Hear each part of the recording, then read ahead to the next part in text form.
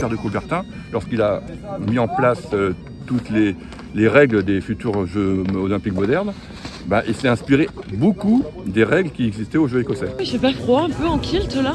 Le kilt, non, ça va, parce qu'en fait, avec les bonnes chaussettes en laine et le kilt, ça couvre assez bien. Il y a un petit courant d'air quand même. Alors le kilt, c'est obligatoire.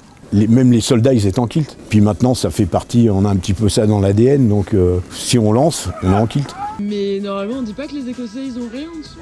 Alors, les vrais Écossais, oui. Mais nous, le truc, c'est que vu qu'on tourne avec des poids ou des choses comme ça, en fait, le kilt, il a tendance à se lever.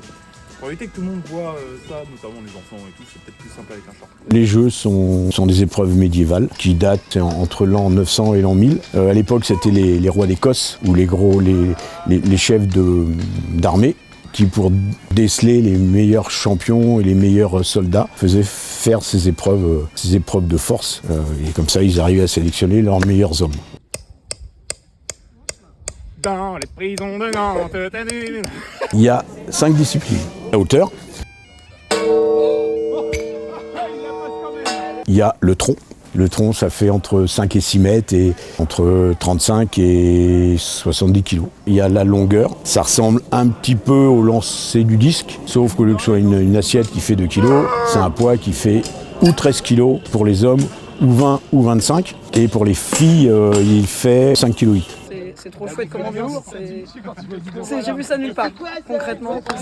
Je sais que c'est atypique, en général ça surprend, mais il faut venir tester pour comprendre. Il y a la pierre. La pierre, c'est exactement la technique du lancer de poids d'athlétisme, sauf qu'au lieu que ce soit un boulet en acier, c'est une pierre, un caillou. Donc je les ai rencontrés dans une médiévale, j'ai essayé et puis je suis revenue le lendemain parce que j'ai adoré.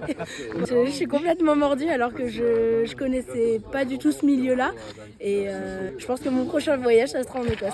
Donc l'épreuve du marteau, c'est un peu comme le marteau d'athlétisme, à la différence que eux tournent sur eux-mêmes, nous on reste sur place. Donc pour rester sur place, on va mettre des grandes lames qu'on va appeler des spikes. Les lames, on va les planter dans le sol. Et on va ensuite s'en servir pour pouvoir aller chercher très loin. Et parmi les 5 disciplines, il y a 3 disciplines où il y a un poids lourd et un poids léger. Donc ça fait 8 épreuves sur une journée de compétition. Vraiment, en compétition, on mange entre chaque lancée. Certaines épreuves peuvent durer très longtemps.